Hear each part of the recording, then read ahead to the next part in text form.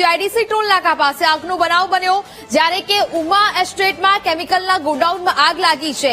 Fire બ્રિગેડની 3 ગાડી અને team અધિકારીઓ સાથે સ્થળ પર પહોંચી છે। આગ પર કાબુ મેળવવાના પ્રયાસ ચાલુ કરી દેવામાં આવ્યા છે। આગ અન્ય સ્થળે ન પ્રસરે તેના પર પણ ધ્યાન આપવામાં આવી રહ્યું છે। કેમિકલ હવાને લીધે આગ પર કાબુ મેળવવામાં પણ મુશ્કેલી પડી રહી છે। સંવાદદાતા દર્શલ ફોન લાઈન પર જોડાયા છે। દર્શલ, અમદાવાદના સાણંદ જીઆઈડીસી ટોલ નાકા પાસે આગનો બનાવ સામે આવ્યો છે, હાલ શું સ્થિતિ? હાલ Ahmedabad fire બ્રિગેડની team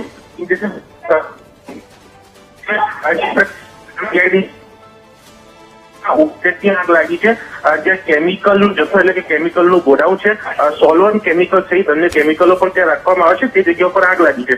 fire બ્રિગેડની 3 team અધિકારી અને અન્ય લોકો પણ હાજર છે। પોલીસનો પણ અહીંયા